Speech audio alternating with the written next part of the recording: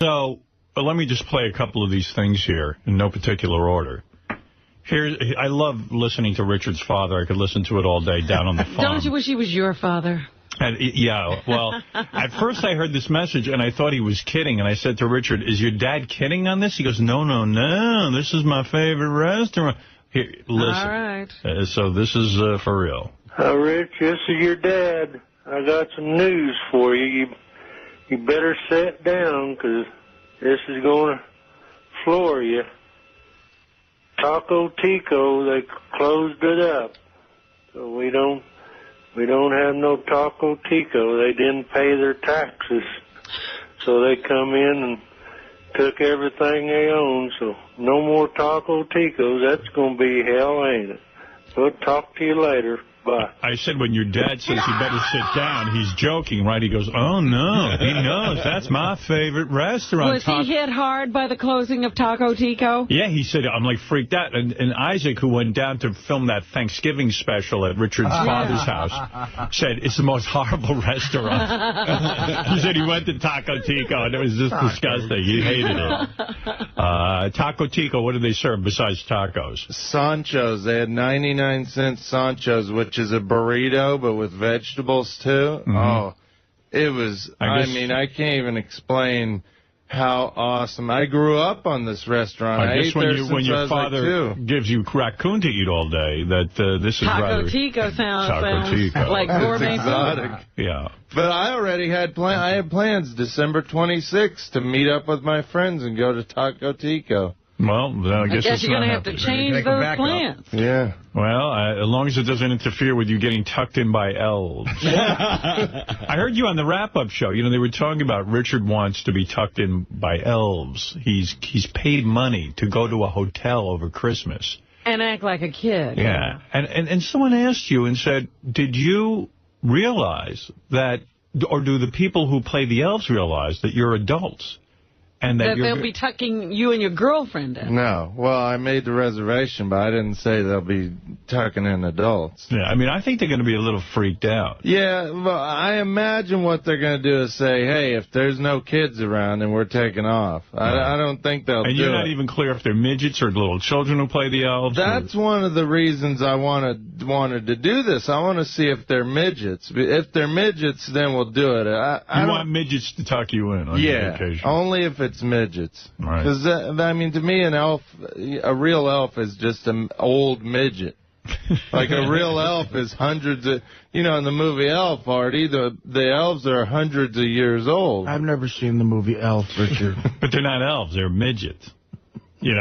I don't even know what's going on here. I heard this rap. He wants male midgets to tuck him in at night. Male? Yeah. Male, because he wants elves. Well, in the movies, they're usually always male. There's a few female, like I was saying on the wrap-up show, the woman from Poltergeist, like she would be a perfect elf. Somebody like that. Right. Well, or somebody like Billy Barty. If Billy Barty showed up to tuck us in, that would be cool. And the midgets have to read him bedtime stories. What's going on is he's taking a trip over Christmas. I know. He booked into the hotel, and part of the services for your young children is they'll have the elves come in and tuck your kids in and read them the story. Howard, I can't Which is creepy in and of itself. Yeah, and Richard now signed up for this, and not even as a bit, because it's not like we knew about it. Yeah. It's not for camera or anything. He just wants this. He really wants to lay in a bed and have this uncomfortable situation where elves come in and then see two adults and they have to be tucked in and read to. I mean, like, why would you want to torture yourself with that? But don't you like to hear Christmas stories and things like that? No, I'm an adult. I'm an adult. Yeah, but I just love that kind of stuff. I love the holiday. I'm, what am I, 33? That's for kids. At this point, you should be reading this to your children. Right. You should. But a lot of things are for kids. Like, kids play chess, but you enjoy chess. Like, kids love going to haunted houses, but I love doing that, too. Like, you sound creepy. The kids love video games, and adults play video games. No, somebody should take his computer and look through it. Well, the reassuring thing is after he gets tucked in and the elves leave, you're going out drinking, right? Yeah. That's an adult thing. I can't believe you found Even a George woman that does this with you. Even George finds it creepy, right, George? Not creepy, but a little weird, peculiar. Yeah. Well, I mean, what it is I love... Here it is, Elf Tuck-ins, from 7 p.m. to 9:30. Let Santa's little elves come by and tuck your little elves into bed. Your little elves, Right. They don't want to be dealing with a big adult. Santa's elves will read bedtime stories, play elf games, whatever your little one wants. You can be sure that they'll dream of sugar plums and will treasure their Christmas memory forever. And won't be getting up to go get drinks. Please call guest services for more information and reservations. $15 per child includes a big cedar stocking with age-appropriate toys. Age-appropriate toys, so they'll have a dildo in your room. The sweetest Christmas. Hey, Elf, could use that dildo on my ass? It got bleached. Elf Tuck-in. Wow. I just love the holidays, and I try to immerse myself in See, the Chess is holidays. for all ages. This says specifically for little kids. See, that I don't understand your analogy. It's like guys who get dressed up in diapers and shit. Yeah. It's not a weird with thing. rattles I'm not. and little baby hoods and stuff. This is freaky. One of the weirdest things I've ever heard. Richard, this Dad, Taco Tico clothes. Taco Tico clothes, but good news, some elves is coming over and tucking me and your mom in tonight. Is Taco Tico in Missouri or in Kansas? In Kansas, yeah. That's like Nobu. Oh, yeah. You know what I mean, Taco? Oh, yeah. Well, it was only Finest one. restaurant. It's only It's one our of, finest restaurant. All we get is raccoon at home. I think it's one of only 4 restaurants. The Gats in gave it Kansas. 4 stars. It has real paper tablecloth. David, you're on the air. Go ahead. I think you're going to run into the fact that this place is not going to do this for you. They're going to go, no, it's creepy. The sheriff might come and arrest you. Right, what do you want to? One could hope. It's not creepy. We just want to... we're doing a lot of other stuff, like we're doing a tour of holiday lights. We're going to see Santa. We're doing Christmas brunch. We're doing Christmassy stuff. You going to sit on Santa's lap? No. My parents are going to be with me, and my niece is going to be with us, so she's going to see Santa. Excuse. Yeah, Ralph, go ahead. You're on the air. Now, this is not a joke. I seriously think that Richard is retarded. I think you should give him some sort of IQ test or something just to prove it. I agree with Ralph. Yeah, can I give you some reasons why I think he is? Sure. I've sort of put a list together, keeping a list on him. First of all, he lives like an animal in that filth. That disgusting, filthy apartment. Richard, you should be completely embarrassed by that. And then he lived in a storage unit, too. Right, I mean, a retarded person could do. He likes to be naked. He's constantly drunk. He doesn't shower or brush his teeth. He laughs when you insult him. He's probably laughing now. He's so stupid. He is laughing. You're right. Busted. You're right. Busted. Like Rain Man, he has the ability to hyper-focus on one thing. You don't like Richard, do you? No, I love Richard, but he just drives me nuts. Cause he's No, you don't love Why Richard. do you think he doesn't like him? No, I do. Because I talked to Ralph in private, and he's just so disgusted by Richard that I am disgusted. I feel like you just don't even like the guy. He's pasty white and blonde. Well, that I can't help. But that's retards are like that. No, but retards like being naked. Only retarded people can stay in. You can stay in your own your pants and you don't care. Hey, you should be one talking about staying in your own. You shit the bed. I've never done that. Because I was coked up. You're not retarded, are you? I don't think so, but Did you go to school on a short yellow bus? No, I did fine. I made it through high school. I know that Europe is a continent, not a country. I'm just, what it boils down to, life is so short. I could be gone tomorrow. I want to have as much fun as I can while I'm here, and if that includes doing that people think is dumb, then so be it. I'm doing it for my enjoyment. I'm not getting tucked in by an elf because I want to impress other people. It's because me and my... Don't worry, you're not There's other ways to impress Good people. for you. Well, Good for me you, and Richard. my girlfriend and I saw that in this brochure, and we said that would be hilarious, and Are it would you be sure fun. she said anything? It was you saying all this She's stuff? the one that saw it and brought it to my attention. I was like, yeah, that would be a lot of fun. David, you're on the air. Go ahead. Hey, Howard, how's it going, buddy? All right. Yesterday on the wrap-up show, I wanted to speak about gayness. Sal wants to put his pouch in Richard's ass. Oh, yeah, I heard. I'm going to play that right now. I'm going to play that right now. Now, this really took me by surprise. You know, when Sal refers to his pouch, he means his foreskin, okay? So someone... That's literally putting his dick. Well, listen to this. This was shocking. And I talked to Richard about this. Richard goes, I don't think I'd do this, but if it's funny, I would do it. Well, it'll be funny, Richard. Listen to this. Listen to this. Not gay either. I'll play the whole clip. So, would you stick your pouch in Richard's ass just for the laugh? That's such a tough question. Why? Why? Because the dilemma is laugh. Dilemma. But at the same time, it's my pouch going into his ass. Let me explain something. Your pouch in Richard's ass is gay sex. There's no other way to describe it. Guys, anybody? John? Is it not gay sex? Yeah. All right. So if they throw shit on the Virgin Mary, it's considered art, right? That's the argument? That's a great analogy. Okay. To me, I consider it offensive. But if I put my dick in Richard's ass for a laugh, I consider it art, comedy. You guys consider it gay. I'm not offended. It's just gay.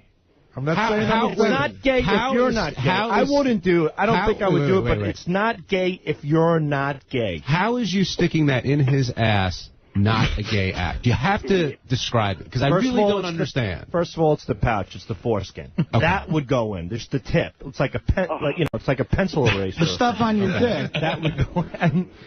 Not the head, and not contact, and not movement, not the sliding in and out of the shaft in the rectum. What would you do if you did that, right? And then you accidentally came. I mean, I wouldn't be gay. That wouldn't be gay, right? That would be gay. It wouldn't be gay because it'd be funny. That would be art. So you would allow that, right? I mean, you would think about it. No, you said this morning you would. If it was funny. Here's what I said this morning. I said no, but we got 3 years left on the contract. Now tell them what the hell's going to happen before we leave here. So, and how does Sal plan to get his foreskin into you without putting arousing himself and putting the dick in there? I mean, you've got to. I mean, you can't really do one without the other. Explain all of this. That's a good question. All right, well, thank you. Ralph's retarded theory, though, I'm starting to think about it, because even, like, you know how he constantly falls for thinking Sal's not going to throw something in his face, and then he does. And then when Sal throws something in his face, I mean, you fall for it every time. It's like, you know, the football in Charlie Brown. Well, and then you laugh about it. Like, there's jizz and piss on your face. You're like, How would your girlfriend feel about it? If there was a dick in your ass. She doesn't care as long as it's with Sal. No. She's got a great sense of humor. You said? Yeah. Oh. I got in trouble for just touching Sal's foreskin. Well, that's because you are a gay man and you're touching another man. If I was doing something with a girl, then my girlfriend would probably get upset. Yeah. You're gay. All right, thank you. No, you're not gay no matter what you do, as long as you're not gay. Hey, I'm laughing. I'm not gay. Right. It's the same sex act.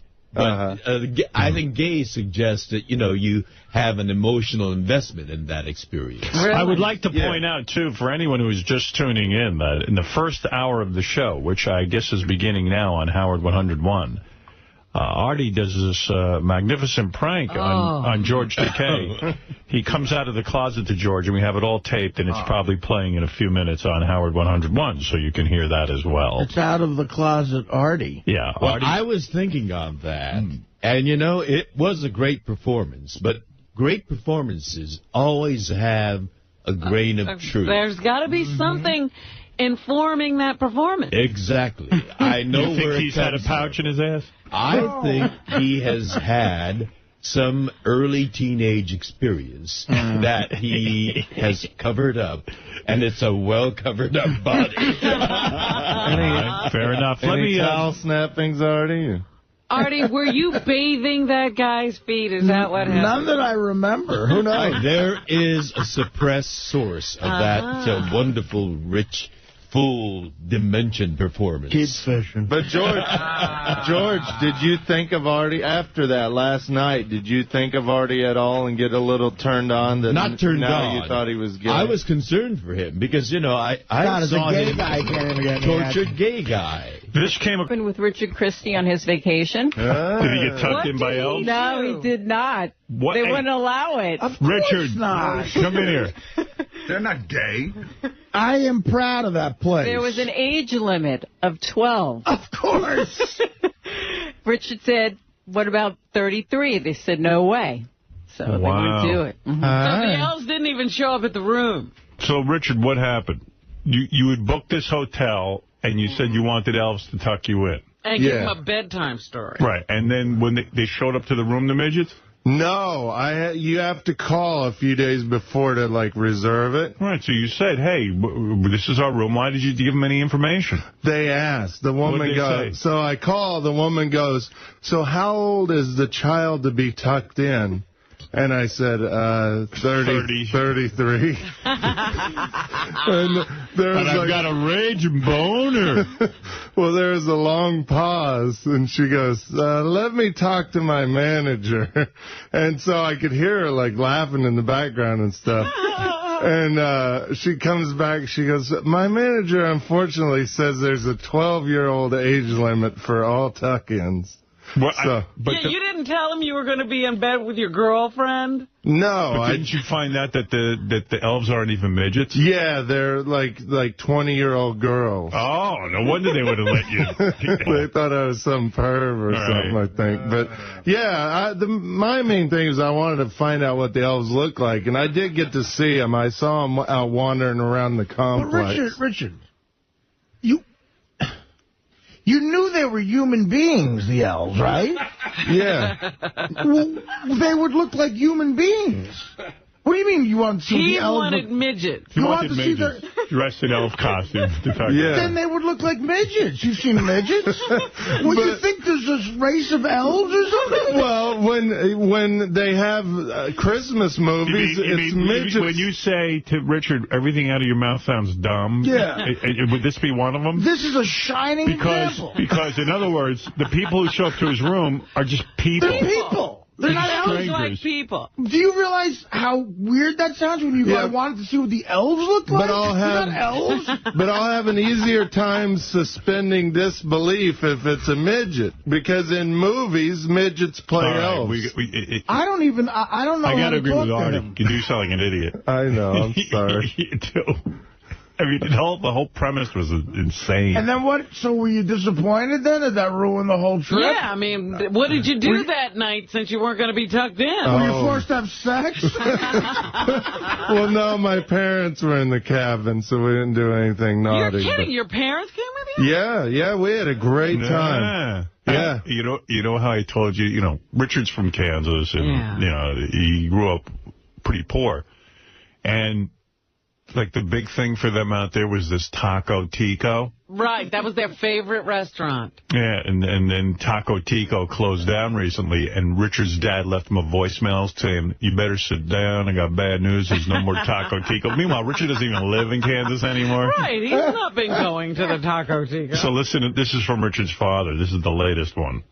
Rich, this is your dad. I think we found another Taco Tico. It's in Pittsburgh. Now, of course he found another Taco Tico. It's a chain, but who has the heart to tell him? You know what I mean? They don't have the internet, though. They don't know that. All right, wait.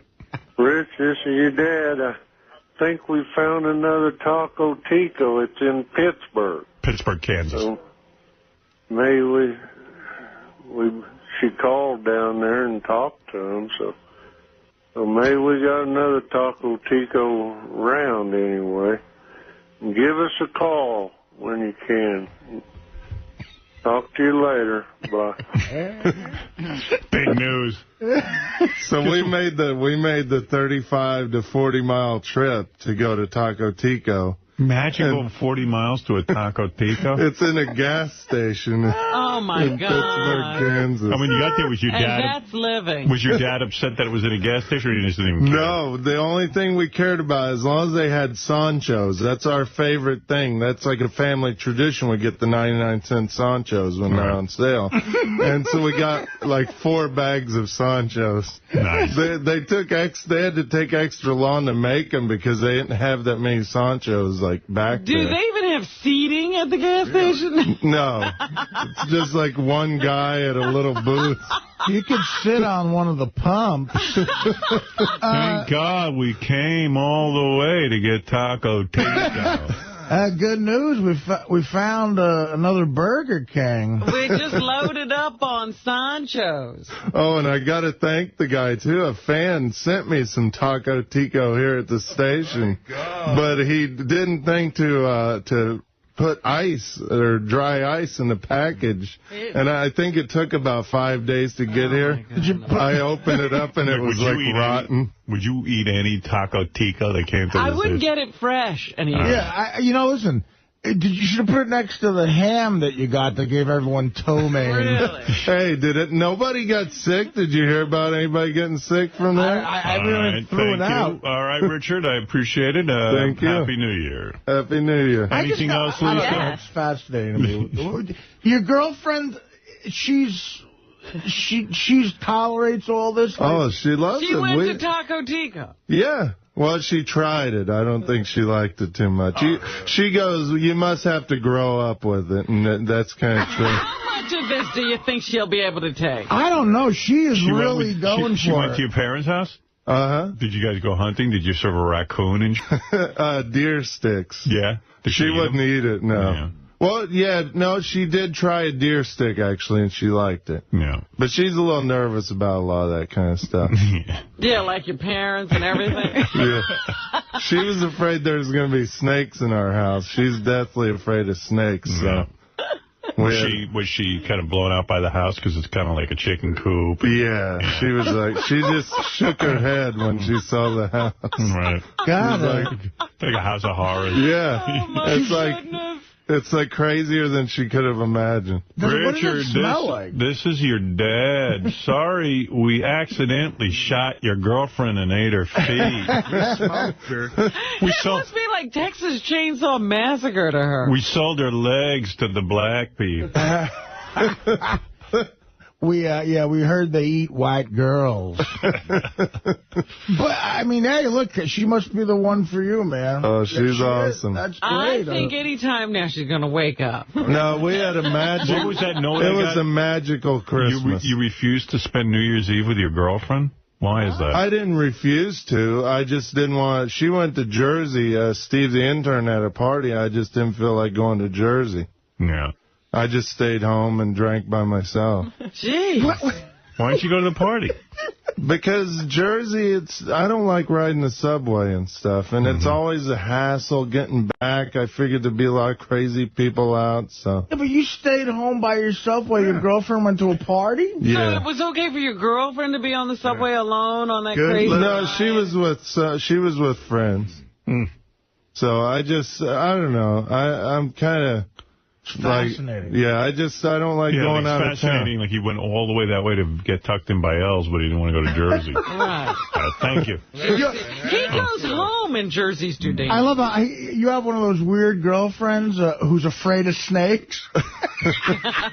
She's weird. Yeah. And he's afraid of Jersey. Who is definitely afraid of snakes? She's afraid of being eaten by a tiger. Well, if you grow up in Kansas, you're not afraid of snakes. I'm sure African people aren't afraid of tigers. Yes, they are. Oh, of course they would be because they don't come from Africa. Right, and the Indians are too. Why do you think they made spears? All right, thank you, Richard. Thank you. Lisa, anything else in the news? Yes. Richard Christy yelled at a kid in the movie theater last week. What movie was he seeing? Hey, Richard, come in quick, because I also wanted to ask you about, there was something you did that I wanted to ask you about. Oh, yeah. Richard, first of all, why did you yell at the kid in the movie theater? What was going on there? Oh, my God. So me and John Hine and J.D. went to see Transformers. How is it, by the way? It's good. It's a little too much by the end, though. It's just tons and tons of robots fighting, which is cool, but by the end you're kind of desensitized to it. But, okay, so this guy brings these two kids. They're like, gotta be 3 or 4 years old apiece. Too young. Movie. Yeah, way too young for explosions and stuff. First off, the little girl's crying like 5 minutes into the movie. Yeah, they're scared. And so then to calm her down, he lets her run up and down the stairs in the movie theater. He doesn't take her out of there. He just... No, he lets her, like, run loose like an animal. No rules, yeah. No rules. So I just got fed up. About an hour and a half into it, I yelled, "Get that kid out of here. Get the hell out of here." And the guy finally started taking everybody out. Yeah. And I was like, "Shut that kid up." And I could tell everybody in the movie theater was like happy. Yeah. Good for you. I was just fed up, though. Real quick, because I don't want to run out of time. You went to Atlantic City. Yeah, we did a gig with Killers of Comedy on July 4th. You brought your girlfriend, and you guys had a room. And how did Beetlejuice end up in your room? Listen, he was passed out. This is weird. Would you do this? Let me ask you something. All right. So he's there with his girlfriend. They're drinking heavily. I guess they decide to party in their room, but who shows up? Yeah. Beetlejuice is in the room with him. He's the only guest. So he's sitting there. That's a party. They order a pizza. Richard and his girlfriend pass out unconscious, because they're drinking so much. And we were tired. They were tired. They were exhausted. So they But they do drink a lot. Yeah. Yeah. Well, you do. I don't know if your girlfriend does. Not as much as me. Who can keep up with him? She kind of watches me when I drink. It's the days of wine and roses, let's face it. So he wakes up the next morning, and the pizza's there. The pizza box is there. Beetlejuice is gone. And, like, would you fall asleep in a room with Beetlejuice in there? No, I could never do that. Like, wouldn't you be nervous? Absolutely. Artie had the greatest comparison. What did you say? It's like falling... No, it's like falling asleep in the room knowing, like, a huge spider's there or something. Like, an iguana got in. Like, no, I can't go to bed. And plus, how could you sleep with a full pizza there? No, the pizza got there after we passed out. So Beetle accepted the pizza. And paid for it, I guess. Yeah.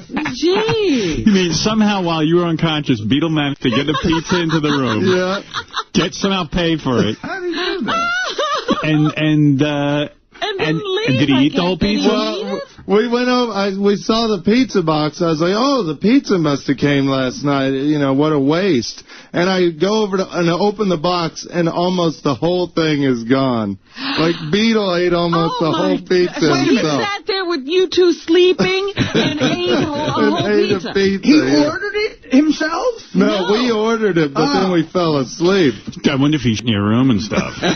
So where did he go? Did you ever find out? Like, where did he go? No, we never. He just disappeared. And you never saw him the next day? The next day, like, it was funny, too, because we wake up, around 10 o'clock in the morning, and we opened the door. There was no knock or anything. We opened the door to leave, and Beetle just standing at our door. So maybe he stood there all night. He might have stood there like a cat or something. But got locked out and didn't know where to go. What could have happened? Beetle might have left the room for a second and couldn't get back in, and he just stood there. Right.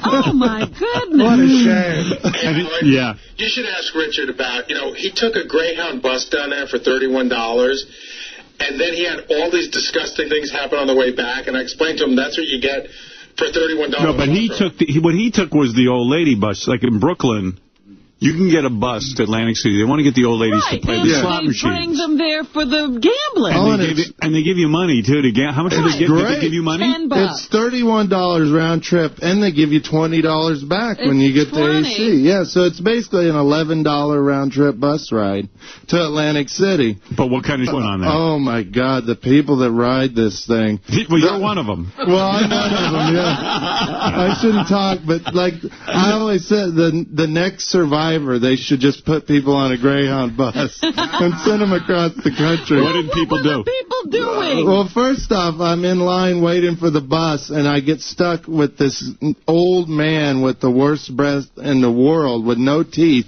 talking to me about That's you in 10 years. Yeah. But go ahead, yeah. Talking to me about a book he wrote about Jesus and a donkey, a talking donkey. And I didn't want to be rude and say, shut up, I don't care. So the guy just kept talking to me, and I thought, you know what, it's going to be a nightmare if I get stuck next to this guy on the bus. Of course, me and my girlfriend are the last two people to get on the bus. We don't get to sit together, and I get stuck next to this guy. Why don't you ask him to move? Well, I didn't want to be rude, so I acted like I fell asleep while he was talking. And so he started talking to the guy next to him. That's not rude. Well, I just was like, I act like I dozed off. So then, like, before the bus even takes off, all this had happened. And this old lady comes vomiting down the aisle to the bathroom. I hear this, like, coming towards me. I hear... Oh, people are gross. And it's a lady vomiting into her hands. Oh, my God. Would you plan to go to Atlantic City if you were feeling that bad? No. Makes you feel better. Oh, my goodness. Well, this was on the way back. She might have got sick there or something. Yeah. But, so, of course, I'm sitting right next to the bathroom. She's in the bathroom for 10 minutes puking, and I can totally hear it trying to eat my breakfast. Oh, God. And all I hear is, And you're able to eat a breakfast through that? Yeah, I managed. Did you and your girlfriend have sex in front of Beetlejuice? No. Hey, you know what else I have to ask you about? While we were on vacation, Joey Boots was on the Superfan Roundtable. Yeah, I heard about this. He made out with you one time? What we did is touch tongues. We touched the end of our tongues together. What was that? How did that happen? Just being idiots in front of people. I think somebody probably dared it. I actually don't remember, but I'm sure it probably happened. You made out with him, dude. No, we touched tongues. Remember it, though. All right, let's listen to this. Joey Boots, as you remember, came out of the closet for the first time in his life. Just before we left. Just before we left. Yeah, a lot of people feel that you would do anything for the show. I mean, Richard's not gay. He licks balls for the show. A lot of people feel that you're, like, in that same mindset that you would do anything for the show. Drunk. See that? We posted pictures on SFN. We were drunk one night. It was at a comedy show. We just touched tongues a little bit. Was there any kind of caressing with the hands or anything? A little bit on the shoulders. Like each of us had each other's shoulders. Nothing below the waist? And we just twirled our tongues around together a little bit. Oh, my God. Who initiated? Like, who leaned in first? I think I did, but he sat there with an inviting mouth and he opened his... I went in first. And then you know what? Even your girlfriend told JD that she's worried you might be bisexual. And when your girlfriend has to worry about that, do you know there's something else? We joke around about that. She ain't worried. There's nothing to worry why would you make out with Joey Boots? Don't worry. Well, you don't have to worry. I mean, like, yes, he like does. George He has to worry. It wouldn't be a bad thing. Yeah, I mean, if you enjoy it. No one's saying that, so why are you saying no then? No, but that's what I'm saying. I'm open to that. If I was into it, I would say, hey, I'm a gay guy. I like kissing guys. You just haven't figured or bi. it out yet. Maybe you're confused. No, there's nothing to be confused about. There's some people that are pansexual, and maybe you are. Why would you kiss? I think you do it with a pee. Why would you tongue Joey Boots under any circumstance? Really? Just for a goof. You know? Yeah. Well, who was laughing? Well, that's the way gay guys first rationalize. Yeah, of course. I don't know. You talk about gay. Sal comes to us in the hall and he goes, you know, in honor of George, I'd like to play a new game. I want to come in and show George my penis. Still don't know what Rocklahoma is. Richard Christy went out to this event. Remember when Dee Snider was in here, he said he does this event. It's in Oklahoma. It's called Rocklahoma. And they get together like every 80s band. Like it's a once-a-year event, right, Rocklahoma? Yeah, this was the first one. It's like, it's nothing but 80s hair bands like Poison, Winger, Quiet Riot, Dokken, Rat, all that type of stuff. Like Richard flies out for that. He loves it. I love that stuff, yeah. So I said, bring a tape recorder. Let's see what kind of tape you get. The fans are they're like almost as scary as like the Darth Nihilus Star Wars guys. You're kidding. Yeah, I mean, it just sounds like one of those events I could never relate to anybody. Well, the mix of that kind of music, and Oklahoma made for a really interesting crowd. Boy. Yeah, like these guys speak a whole different language than I do. Is this America? They all actually sound like Jack Black. You know how Jack's like always into rock and stuff? Like he's so into rock, I want to rock. But he's kidding around. I mean, he's kind of goofing on it. It's But they're living serious, yeah. Well, I'll play you. Here's to give you a feel of what Rocklahoma is like. It'd be a nightmare if you went to this. What's up? What's up? What's your name? My name's Tony. I came prepared, dude. I brought like crazy BQ alcohol out here, man. It's insane. This guy's so Spicoli that Spicoli is like fascinated by him. I'm here to rock. What's your name, dude? Yeah? What are you doing here today? Dude, I'm here to rock just like every other red-blooded American person out here, man. I'm here to rock, too. Sweet. That rocks totally. Totally rocks. Are you ready to rock? Oh, I was born ready to rock, man. Like, it's not even funny. How do you rock? You just rock, dude. I mean, what do you mean, how do you rock? I mean, that's like, you just rock. But, I mean, explain what you do when you rock. Oh, you listen to really good rock music and you rock, dude. That's all there is to it. So you're here to rock? Oh, yeah, dude. Yeah, I'm all about Twisted Sister, Queen's Riot, Quiet Riot, all them guys. Freaking awesome, dude. Are you, like, always rocking? Oh, you're right, man. I live to rock. That's it. I'm either rocking or riding, I mean, it's like... But, like, is there ever a time when you're not rocking? That way. No, not really, dude. So you 24 hours, you rock. Yeah, I'm not even kidding. You can ask Cody over here. He'll tell you. What if somebody comes up and tell you that you don't... You didn't ask Cody? Like, I would have said, hey, Cody, is it true that he rocks? Is it true he rocks 24 hours a day? I think Cody was busy or something. Cody. What was Cody splitting the atom? Cody was busy inventing. He was curing cancer. Oh, rock, what do you do? I would punch him in the face and be like, dumbass, I do too, rock. All right. I guess Cody was busy rocking, so he couldn't talk about this guy's rocking. It was a lot of fun, though. It's Ganji. I just wanted to fill you in on some of the traveling, because we shot this all for Howard TV, too. Oh, did you? Yeah, so I traveled with Richard to Rocklahoma. What's this guy look like? This dude is kind of a young kid, kind of a, like, full beard, though. Yeah. Like, it looked like he was in a dust bowl. It looked like he was, like, full of dust and dirt. And the best thing was he had on a white T-shirt, and he was having all the fans sign his T-shirt, like all the people at the concert. So I wrote on the back, I love cock, and I put an arrow pointing to his head. And later on, like, we were filming him again. Some girls were signing it. So we went up to him, and one of the girls goes, why does it say I love cock on the back of his shirt? And he looks at it, and he was like, who the wrote that? And then I said, well, why don't you change the C to an R, and it'll say I love rock? And he goes, great idea, dude. Hey, you're a genius. I love rock.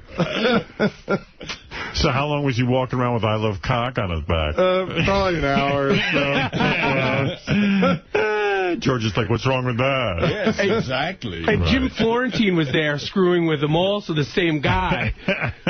So Jim Florentine wrote, do you want to blow me on his T-shirt? And then Jim spent an hour literally trying to convince the guy to blow him. Right. And the guy was like, dude, I don't want to blow you. Yeah, Jim. Where's that tape? Jim told the guy, we have it, but I didn't know, it's kind of more visual, but Jim told the guy, hey, I can get you backstage to meet Poison, but you got to blow me. And the guy was totally serious. He was like, dude, I'm not into that. Here's another dude. So I'm here with Kevin. How's it going, Kevin? What's up, man? Going good. Having a good time. Nice and hot. How much have you had to drink today? Me, I've drunk about, probably case of beer. I'm drunk. Nobody has grammar. There's no type of I drunk 20 cases of beer. I mean, we're not talking about the future leaders of the country here, I guess. No, but they are voters. That's scary. That is voting. Feeling good? Feel fine, man. Ready to rock. So what's the craziest thing you've ever done out in the country? Me? I like to camp out, and I go noodling all the time, man. I can dive under the water and catch catfish with my hands, man. That's pretty wild. Oh, yeah? Hell yeah. Hell yeah. Explain noodling to the audience. You go down, you dive in the water, and you go up underneath rocks and stuff, and you stick your hands back in holes during spawning season, and the fish come up and they'll bite you, and you catch them with your hands. You catch some big fish, man. Me and my old man's caught some weighed 85 to 90 pounds noodling before. It's a lot of fun. Do you get space? I go joodling. I stick my hands in a bank and pull out Now, juice. I have respect for him now. Screw that pole crap. Yeah, go down there and get the fish with your hands. You know you're fishing. Have you ever noodled? No, I haven't, but I have friends that did. I was always too scared because you can reach in. You reach into these holes in the side of the river and grab these catfish, but you reach into muddy water and you can't see what's in there. There could be a snapping turtle in there. People have had their fingers bit off by snapping turtles. Yeah, only wusses have. There could be water moccasins, like poisonous snakes. Wow. There's all kinds of stuff in there. Well, let me hear some more of this. This is a real man's man. Can you go noodle? Fucking 85 to 90 pounds noodling before. It's a lot of fun. Do you get space when you go? Right, man, all the time. That's what it's all about, ain't it? So you're here to rock and roll and drink and get laid and all that fun stuff? Getting laid will be later on tonight, but right now I'm here to rock and roll, man. Drink some cold beer. Have you ever tried to, like, suck your own penis or anything crazy? Oh, yeah, you're mine, man. Hell no, I don't do that kind of shit, man. Meanwhile, that guy sounds just like Ned on... he does, Bubba's show. Yeah, I mean, that's what Bubba's looking for. It'd be funny if Richard had said, you ever suck your own penis, and all you heard was... This guy, he had his shirt off and his gut. Like, we saw the biggest beer guts ever at this thing. And that was the women. Well, actually, there was... We saw But there any hot broads at this thing? I doubt it. Backstage, there were a few, because we went backstage to talk to some of the bands. There was a couple. That's why bands suck at things like this. There's probably like 5 good-looking women in the audience, and the band hauls them right in. You know what I mean? Save some for these guys. Oh, my God. The Song Party Man has the most grotesque story. He was, years ago, he was at a biker festival out in, Colorado, and they had outdoor toilets. Yeah. And the back of each toilet were connected to each other. So he went in to use the toilet, and the one right in front of him opens, and he sees this woman just drop trow, this enormous woman with a fat ass, and just takes the biggest, loudest shit right in front of him. He's like, oh, my God. And then, Richard can't go anywhere without gay hijinks. So he gets up on stage. He's running around this Rocklahoma. What were you wearing? Like a red? It was red leather pants, like spandex leather pants, and a plastic type top, kind of like an 80s outfit that they got with for me. With a red hat? Cowboy hat. Red cowboy hat. I stuffed a soda bottle into my pants and it looked like I had a big pecker. So he goes up on stage. He was allowed to introduce Enough's Enough was there. And Enough's Enough is... Donnie's not even in the band anymore, is he? No, just Chip and a couple other guys. Is there a lead singer, a new lead singer? Yeah. So anyway... They're at Rocklahoma. Richard's introducing Enough's Enough, and then, of course, he starts yelling out to the audience that he wants to have gay sex. Oh. They don't know who he is. Please say hello to world-renowned movie star Rod Stevington. Yeah, he's introduced as... Oh, Rod Stevington. He's not even himself. Well, there were other people. World-renowned movie star Rod Stevington. I just wanted to try something different because there was a lot of other guys there introducing bands. So I was like, I'll go up and do something goofy. Hello, Rocklahoma! How many of you guys are big fans of mine? Thank you. You might recognize me from such movies as Fistful of Man Meat, Scrotum Party, and Dude, Where's My Penis? I'll tell you one thing, I'm packing about 14 inches of fun, and I'm ready to get crazy. So you guys want to rock and roll? I would like to welcome Howard Stern's favorite band, Enough is Enough! Does anybody hit on you? Howard, you got to see the visual of that. You got to see his outfit. It's like it's a classic. Oh, there he is. Oh, my goodness. You do look gay. They look like they wanted to string me up. Yeah, probably nobody was into your nonsense. And right after that, there was a press tent that Craig Gass was kind of running. Yeah. And, you know, it was like media, like Metal Edge magazine and like crap like that. So Richard, that's where we were kind of hanging out. So Craig brought Richard on stage as Rod Stiffington, and the press started asking him questions. Like they thought I was a legitimate gay porn star. What? Anybody hit on you? No. Oh, what a shame. I think they're afraid in the Midwest. Well, there it is. That's Rocklahoma. Gives you an idea. It was fun. I had a blast. It sounds like it. Hey, Howard, can I really quickly just tell you what traveling with Richard is like? Sure. First of all, he's extremely afraid of flying, so we all know that. So he gets drunk on the plane. He gets hammered. He was doing shots at the bar before we got on the plane that were probably about like 3 inches big of tequila. I would say, how many drinks did you have before you got on the plane? 5 or 6. Before we got on the plane. Oh. Then how many drinks did you have on the plane? About 7 or 8, I would guess. Okay. At what point? I don't remember landing, which is how I love it. So, at one point, didn't you guys buy all the alcohol off the plane? The plane ran out of alcohol. Oh, my goodness. And then, of course...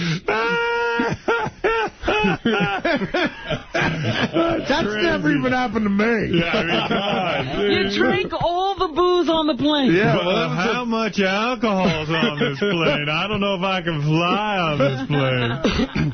It was a fun plane because Jim Florentine was on there with us. And Jimmy drinks as heavy as you? Not as heavy. Jimmy does. Jimmy barely even drinks. I mean, that's all you. He had a buddy of his, though. Jim has the craziest friends.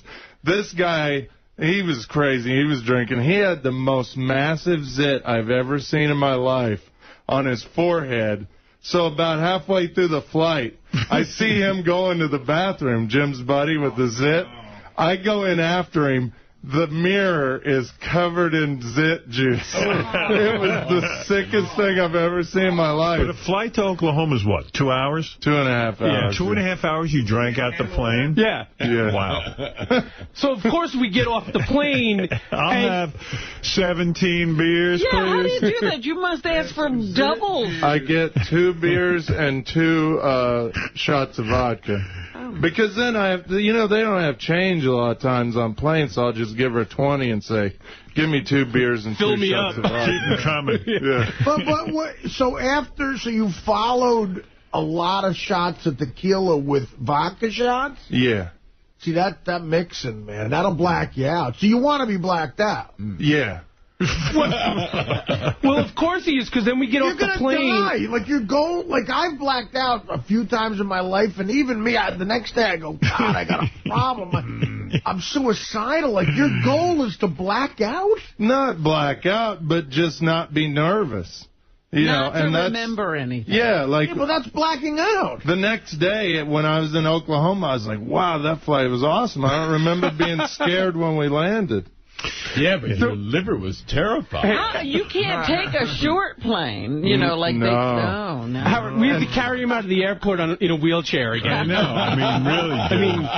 You're not concerned? How do you do that? I mean, even Artie's disgusted by you. A wheelchair, like the wheelchair thing, again, it's happened to me. We all know. It's documented. But it's really, disturbing. You're doing that quite a bit now. And there's no wheelchair waiting for you. Somebody's got to now go get a wheelchair. Yeah. It doesn't concern you that you're doing that a lot? It does, but luckily I'm not flying again till the end of September, so I'll have time to recover. Should not fly. So 2 other things real quick. We get to the room, and we have to share a room. So, of course, Richard's naked all the time. All right? He's What's that about? Why is that, Richard? I don't know. When Gandy's there? That's fun. Yeah, it's all guys hanging out. He's taking a shower, and it's a glass door. And but guys don't want to see other guys come. Oh, I want a room with It's funny, Mike. George does. He would take a shower and call us in and say, hey, come check this out. And he'd, like, put his penis up against the glass door and, like, squish it. It looks funny, though. Have you ever, like, squished your penis? George, you want to see him naked? I'd like to see his squished penis. Do it against the glass right here. I can get some glass in here if you want. And that interests you. In other words, you would like to see Richard running around naked in your room. Well, as long as I don't touch, I'm all right. Right. You sure? You sure? I don't want Brad to get upset again. I can't help seeing what I can, if you want, Howard, I can just pull my pants down now for the rest of this conversation. George, would you like that? You are my guest. Yeah, this is radio. Okay. Squish it against Rob's glass. Just for you, George. Oh, my God. This guy just loves being naked. I know. He loves and oh, my God. Here's some glass. Here's some glass. That's what you missed. This is what I was looking at. Look. That's what Move your hands. That reflection, it's purple. It's purple. Well, there's writing on the glass. There's lighting here. Oh, it's dropping the purple light. Oh, my God. So that's what you do all weekend? Yeah. And you call people in for that. You like that, George? What do you think, George? No, it looks... And George is gay and he doesn't like it. It is bizarre. It's on Richard. How about this? You like that? Like stretching it out like that? Well, it doesn't look erotic at all. What are we doing? I was trying to make George happy. George. Fuck George. Well, now, that's more acceptable. I mean, all right. let it hang naturally. You like that? Yeah, well, of course. Yes. What about you room with him and you didn't enjoy it? No, I didn't enjoy this at all. Believe me. Something. I mean, you really. Why do you have to show? Is everyone in here in poverty? You can't afford a hotel room. They were all sold out. George, they were all sold sold out. You got to get on mic. We can't hear you. Sleep in the car. What about my balls, George? Like, are you attracted to my balls? Goodness. You know, I have to watch what I say. But the human body is a beautiful thing, whether it's male or female. Even the balls? And, well, that's part of the human body, isn't it? And that's part of your sexual equipment. Mm-hmm. Yes, you're well equipped, I must say. Thank you. But have you ever seen... See, Artie, you don't like this, but George does. Yes, I mean... Don't you? George, I mean, I can appreciate what you appreciate, aesthetically. What did you just say? I didn't hear it. I can appreciate the female body as Artie appreciates, because it's an aesthetic thing. Right. Can't you appreciate Richard's penis as an aesthetic thing? The human body with all its contours and, just down. aesthetic. You're looking at his proportion. Scale, yes, sir. Balance. Now, what about? Can I show George my butthole? Do you think? Can he rate that? George, do you want to see it? That's all right. You don't want to see his butthole? I'm more interested in the front. Look. Oh, God, what a sight. George, what about that? You're so free with your body. What do you think of that, George? That's part of the human body. You like it. All right, enough, Richard. This is what a weekend is like with Richard, really. Oh, really? He does that? Oh, yeah, it's just, He does that all week. He would take a crap and he'd call us in and say, come look at it. See, that would drive me right over the edge, man. I don't want a little too much. Well, I'm careful who I do that with. I know Mike's got a good sense of humor. If I was rooming with you, I'd know you're not, or Artie. I never do that with Artie. No, you wouldn't. All right, guys, thank you. It sounds like a wonderful Rocklahoma week. Can I tell you one more real quick thing? Yeah. So my flight back was, I even emailed this airline about this. I sat next to a lady. It's a small jet, a 32-passenger jet. Sat next to a lady that was over 300 pounds. She was literally spilling into my seat, and I couldn't move. I sat, like, scrunched up the whole flight. And I thought there was a rule that, like, they had to buy 2 seats, overweight people. That's true. I think there's a fine line, though. There's a certain, She still made it into the seat. Maybe she doesn't have to. But the thing is, I was drinking a bunch on the way back, too. 7 a.m. flight, by the way. 7 a.m. and he was drunk. And the lady couldn't get out of her chair, so I literally had to climb over her. Like, I would climb over her to go use the bathroom. Like you said, I have to go to the bathroom, ma'am, excuse me, and she said, I can't get up. Yeah, I didn't ask her. I could just tell she was really uncomfortable in her seat. She was, like, stuck. Yeah. And so I just would say, excuse me, and I'd climb over her. How many times did you get up to go to the bathroom? 5 or 6. Yeah, because you're drinking like a fish. Well, very good. That sounds like a fun weekend. And by the way, as long as I have Richard here, I'll debut one of his new prank phone calls that he did with Sal. This is Sal and Richard as Jack and Rod. We get many requests here to interview different authors and things like that, and I never know what to do with them. We don't really have authors in here, but the Jack and Rod show, this woman was promoting a book about arthritis and how to cure arthritis and what to do about arthritis if you're living with arthritis. And these guys, they did the Jack and Rod show, and every time she tried to speak, they said, oh, I'm sorry, a band is setting up in here, and the band would cut her off. So here they are dicking with some lady. And we're back with a very special Jack and Rod show. And today we're addressing seniors and arthritis. And on the phone, author of Pain Was My Middle Name, Anita Lee Chun. Thank you. Hello, Anita. Tell us about arthritis. Well, right now I'm feeling great. I mean, this is the reason why I wrote the book. Hey, Larry. Hold on. I'm sorry, Anita. Yeah, what happened? That's Larry, the engineer. He's behind us setting up for the band Foghat. They're actually playing in this studio in about an hour. Yeah, all right. Let me ask you this, Anita, about the book. Which foods can cause flare-ups and are best avoided? Well, all the preservatives, the additives,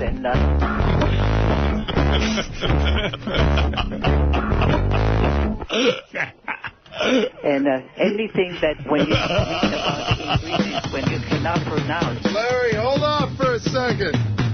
I'm sorry about that. We're sorry. Continue, please. Yeah. I said, well, all the things, for instance, like bell peppers and... Larry! Oh, my God. Larry, hold on just for 1 second. Larry! I'm sorry. We're sorry, Anita. Let me ask you this, Anita. Based on your book, what are some ways to keep your reliance on harmful drugs to a minimum? Well, if you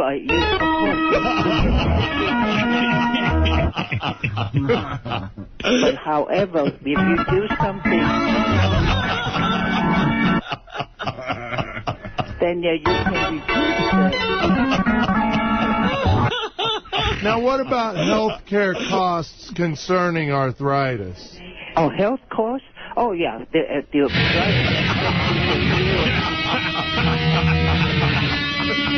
speak up? Oh, my. How can you interview? Well, I think you better call me some other time. Hold on, Larry's leaving. Larry's leaving. He just walked out. Thank God. Well, now we can conduct an interview here. Yeah, I say rheumatoid arthritis. Oh, he's back. Maybe some other time you can call me. Well, before we go, let me ask you this. What's one final thing you can leave with the fans today? Something, the most important fact you can leave with the listeners today about arthritis? Well, there is hope that you can do something about it yourself, and you can better yourself. What's that? What? Well, anyway, that's all the time we have. I'm Jack Mayhofer. And I'm Rod Stevington. Thank you so much, man. You are evil. thoroughly and he wasn't even drunk. He wasn't even drunk. You know what I really want to hear? A CD version of that, but longer. Without the cuts. It's going to be better longer? I think the fans would really want to pay to hear that. We have a 6-week version. I bet they do, too. It's great. She makes and everything. And I think you're anti-Asian. She clearly was an Asian woman. Yeah, but right? we don't discriminate. We prank everybody. They're pro-Asian. That's why they had her on. Oh, I see. Crazy. Guy emailed me, and I thought he had a pretty legitimate theory and a question. He said he saw you on Howard TV when your nipples were, poking through. And he swore that he saw a ring there. Do you have nipple rings now? No. You don't? No. No, they were towel rings. Richard on vacation went on this his train trip, and he wrote this long email to me and a bunch of other people. Oh, he did. You didn't include me. I feel bad. You got to get on Lotus Notes. How did you not shoot somebody? Yeah, so he's on a train for the whole week, touring the country, and he took pictures of landscapes, which are always so boring. There's no people. This is asylum. Come on. I was going to write it back. No offense. Nobody cares to see, pictures of, just a mountain. This is a beautiful country. Unless Ansel Adams shot it. I don't want to see your goofy landscape. Even if it is Ansel Adams, I look at it under protest. So anyway, but he did take one funny video. He's sitting on the train. He goes, you know that guy who used to be on Beavis and Butthead, the cartoon character with a shaky dad who was always shaking? He goes, this is a guy. So Richard the principal, Richard takes out his video camera. And he's sitting on a train and he's videotaping this old dude who's just shaking. And the guy was talking to himself and sticking his tongue out. Oh, that principal. Great vacation. That principal character on Beavis and Butthead was so funny. Yeah, but you got to see this guy. He looks like him, and he's shaking on the train, and he's just staring out the window. And it's so funny because, the poor guy, he's just sitting there. And he's shit wherever he's going. There's some assholes videotaping him. Richard's pretending he's looking out the window. He's the subject of Richard's Dr. Dickhead's fucking experiment. Well, he's Richard's entertainment as well. Within seconds, Richard's downloading this guy to us. So, I'm looking at that, and that's a shame. But someone told me, they spoke to Richard a couple of times while he was away. And every time he was just drinking on the train. It was 1 o'clock in the afternoon, he's drinking. If it's nighttime, he's drinking. If it's morning, he's drinking. What else are you going to do on the train? Well, why go on the train? But that's the point, Artie. He wants a vacation that won't interrupt his drinking. Think about what you just said. You put yourself in a position where you have to drink to get through it. He goes, it was amazing. Oh, yeah, he loved it because he was drunk the whole time. Did you hear that Richard and his girlfriend packed 2 suitcases with nothing but alcohol? Oh, my God. Yeah, they had these 2 giant suitcases. I was afraid the train would run out. Oh, we had champagne. We had pumpkin beer.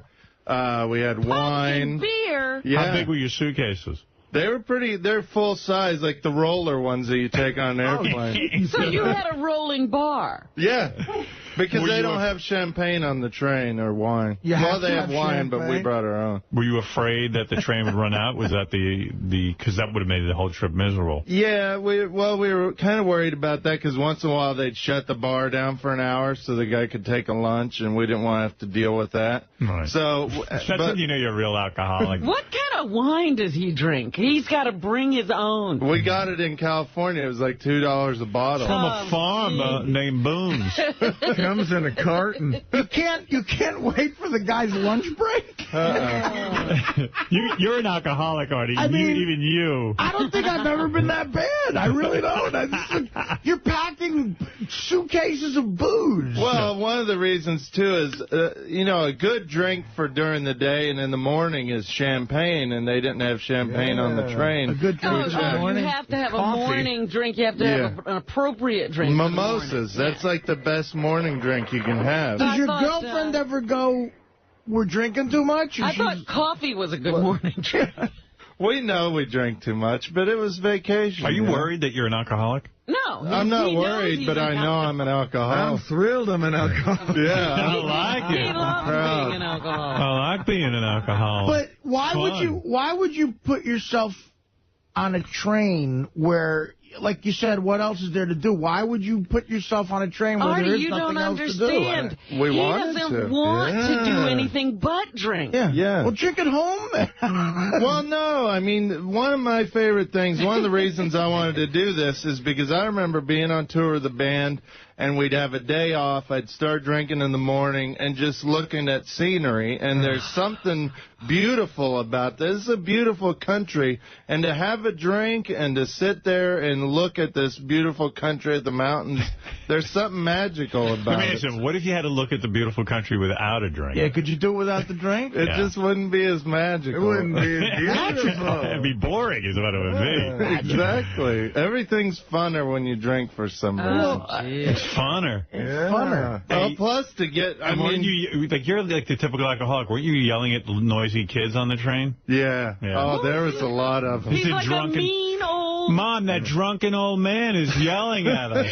Yeah. Shut up! Go to Gary page 1, third column over, and the far bottom in purple. This is a baby crying. Crying babies seem to follow Richard in every column he goes on. Trains, planes.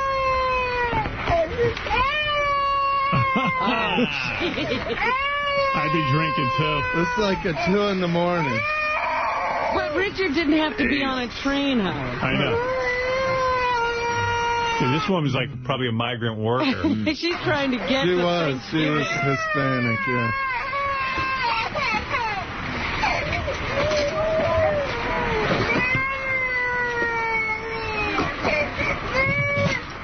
Oh. Yeah, that's one of the reasons we drank, too, is to get through that kind of crap. Now, wait a minute. Where are you sleeping? In a chair?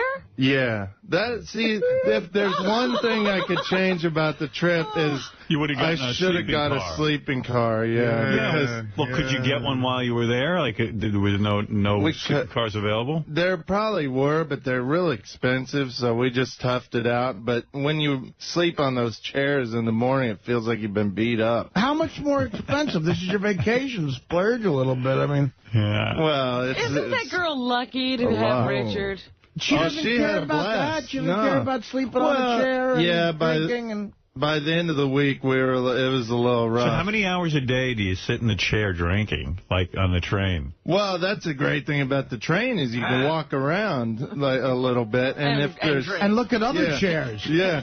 Well, they have a. Yeah, you can walk down that row. I mean, like over the vacation, I had to take a train up to Boston for work, and I took this 𝗛cie, which is a nice train and everything, and it's a comfortable way to travel for work, but I couldn't imagine just doing that for the fun. Like, I went to go make money. He just trapped himself in a train car drinking. Like, I had to go to make money, you know? It was like, I don't want to fly, and I took a train. But the pictures you took, are they from the train window? Yeah. So That's in other words, I figured. So, I mean, the whole time you're on the train, how many hours a day are you on the train? Oh, we were on for a long time. I mean, 24 hours, probably 36 hours at a time we'd be on that thing. 36 hours, and you're drinking, and you're sitting in that same chair, sleeping and doing everything in that chair, and you didn't bring any clothes, and just alcohol. And you got to go to the little train bathroom? I brought one pair of clothes, and I brought my Simpsons sleep pants, like these real comfortable pants I like. Yeah. And so we stayed in the same clothes pretty much. Well, we got off in college. The people who work on the train, like, do you stay on the one train? Do they get to know you after a while? Yeah. Well, they switch off crews after about 12 hours or something. What about you? So any of the crews like come back on and then like see there you again? are again? Yeah, they know. Yeah, and they're like, hey, asshole, why don't you take a plane? No, because this is kind of a romantic, like 1800s type of thing to do. Yeah, but are you making out and stuff on this plane? On No, this train? I mean romantic as in like, you know, like. Did you have sex on the train? It's not the 1800s, though. What is it? Oh, they have like hamburgers and grilled chicken sandwiches and. So you have a lot of sandwiches. Real good food. Yeah. But no, it's good. Sure, it's a great hamburger. Do you sit down at a restaurant, or is it just crappy at the counter? No, it's cool. They have a dining car there. On these cross-country trains, they have a dining car. You have to make reservations. And all you can get is a hamburger? Well, you can get more than that, but I like hamburgers. They don't mind. A drunken... They don't mind that you bring your own alcohol to dinner? No, that's the cool thing about these trains is you can bring your own booze. Cool. Yeah. My point is, isn't he bobbing and weaving as he goes to the dining car? I mean, it sounds like you're stuck by now. Well, the thing is, it's hard to walk on a train anyway, but if you're walking and that train's moving around and you've had a few drinks, I fell into a few people's laps. So does anybody get mad at you? Like, no, because they understand. They understand. They don't think that I'm drunk. They think that the train's just moving too much. Did you fall into the crazy Wall Street Journal ripping guy? Did you vomit on the train at all? Do you ever vomit on the train? No, I haven't got drunk enough to vomit in a while. Yeah. I can handle my booze pretty good. And your girlfriend's on the same schedule. She naps when you nap and all that stuff. Uh-huh. And she gets up and she doesn't complain about her back or anything, or, hun, can we get a hotel? Yeah. You got to find out if she has a sister. She'd be perfect for you. Hey, Howard. No, she's cool. I've had broads complain like at the Ritz-Carlton. It's like, you know, Dana complained too much about your lifestyle. I mean, this is fascinating. I mean, like Dana got upset to see you were doing blow and heroin. Well, my question to you is, why not just do drugs? I mean, you're drinking too much, you know. It's almost like drugs would be healthier. Drinking is going to kill you. See, in a weird way, it would be healthier. I've actually thought about maybe starting to smoke pot instead of drinking, but I just don't like pot, and I don't like the thought that it's illegal and I could get in trouble for it, you know. Drinking is legal. Well, and we haven't finished the drinking yet. I think it's over. No. I still have to. So your girlfriend starts drinking again when she wakes up. So she and you are drinking at dinner. What does she drink? She drinks wine? Wine, usually, yeah. And you're having your cranberries and vodka. But I don't want people to think that she's as bad as me. No, nobody should be as bad as you. She just casually drinks. And there's a lot of days go by that she doesn't even drink. But. And then you continue drinking beer for the rest of the evening. Yeah. How does she deal with you when you're drunk and she's not? Because when I'm drunk, I'm pretty mellow. I mean, you guys have seen me, like when we're at parties. You're obnoxious. You're unintelligible when you're drunk. Are you kidding me, Richard? You're annoying. You're obnoxious. Richard, remember the guy that got to Tampa and had to be pushed in a wheelchair and couldn't get in the cab? Like, how does she deal with that guy? That's a good question. I don't know. She laughs at it a lot of times.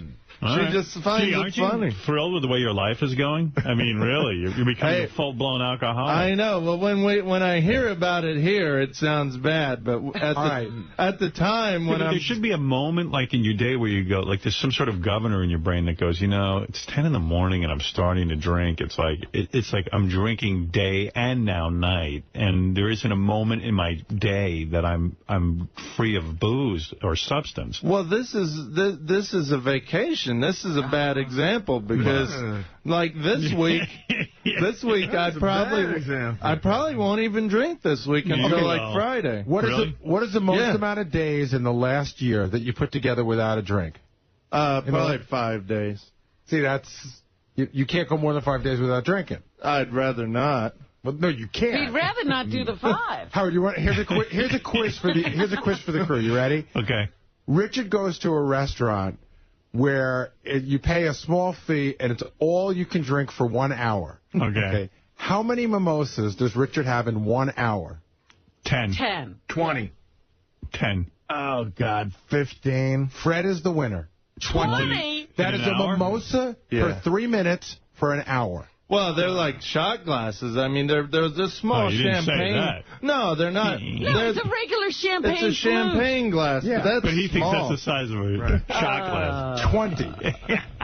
Like, I can just tip that up and it's gone. This flute is tiny. They said that was it a Mexican restaurant? It's the best restaurant ever. $12.99, all you can drink mimosas for an hour, and margaritas. The people were freaking out at the restaurant, Howard. Really? Yeah, they said, he just kept putting his glass out. Well, a lot of times they'll bring us 2 at a time because they know. Like now, I go there so often they know it. They know they have an alcoholic on their hands. You know what? For Artie to be disgusted with you is amazing. They think it's going to be a deal where they're making money. The restaurant's breaking even, barely because they. What's up, Will? You sexy bitch. All right, I'm gonna leave you a message and this is it. Yeah, this is the I'm mellow gonna take Richard. a piss right on the phone right here, 'cause dude, I'm wasted.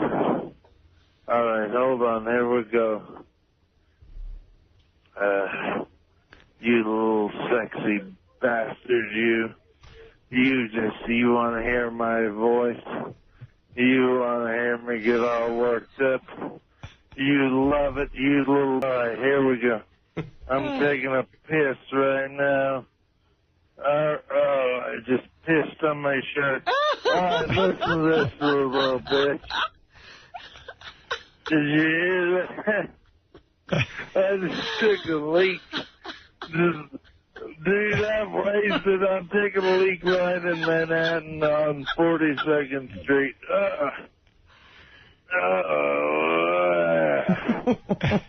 I'm laughing at Richard. Look, he loves it. You just want to hear me take a leak. Having fun that night. You love this stuff. You turn on my hot, sexy, hairless body.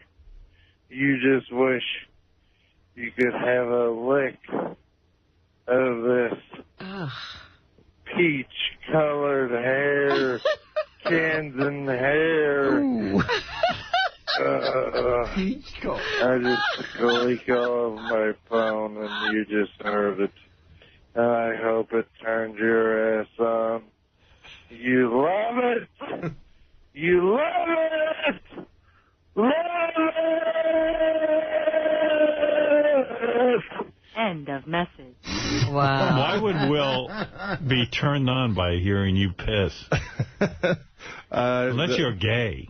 Yeah, I don't know. Maybe I was thinking that Will, is in For Artie some to way be disgusted. I mean, Artie ordered 12 Jack and Cokes at a Yankees game, and he's disgusted. Jack and water. Right. But, no, I really think, again, I think you're a gay guy. And I'm not saying that. Like, I mean, and it's fine. It really is. I just really think... It's fine to be gay. Yeah, I mean, come out of the closet. Maybe I hope you don't think that we would, especially me, because I can be obnoxious. No. I hope you don't think I would, be an towards you. No, absolutely not. And I think it's fine to be gay, too. And if I was gay... Do you think you and Sal would be as close if you were gay, or that the guys wouldn't hang out with you if you were gay? It might be a little weirder if we were hanging out. I think his father would have a hard time maybe with it. His father's a real man, Vietnam vet, He couldn't have a gay son? But you know what? Vet kills his own food. Yeah, but they're real cool. I mean, they're understanding of everything. So it's not that at all. I'm just not a gay guy. I would have no problem. Like these days, gays...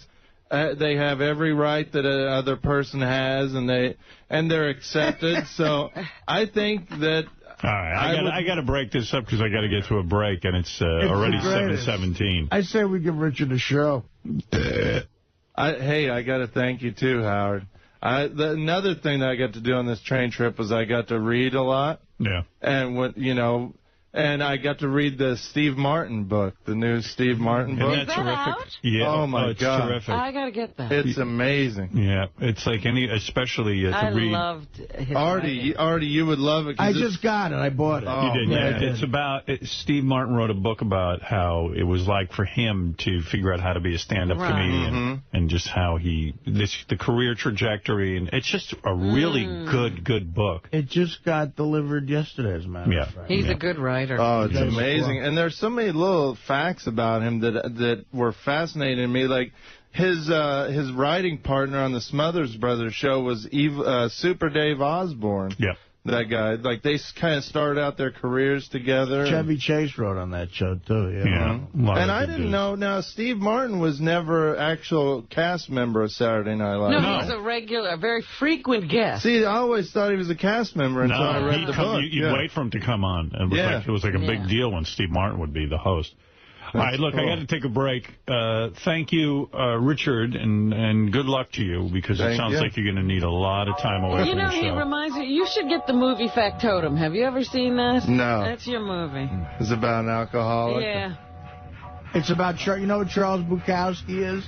It sounds familiar. He's all right. Yeah, there've been a few movies made about him. Barflies about him. Drunk, Yeah, there's another one you ought to see, Leaving Las Vegas. That's a comedy. Well, if you see Barfly or Factotum, you'll get the gist. Yeah. Thank you. And a real quick thing. I gotta go. I know, I won't make this long at all. Now, I see why Gary... excited to tell you about his drinking. Gary can't get you out of the office. Go ahead, I plan, sometimes I plan our vacation stops around drinking, so we stopped in this town in Colorado, and so I could go sit at Doc Holliday's bar stool at this bar that he used to drink at. Didn't he die from drinking? Yeah. Yeah, okay. He's supposedly, the legend is he's buried under this bar stool, so it was real cool getting to, stop there and for you. Have a drink.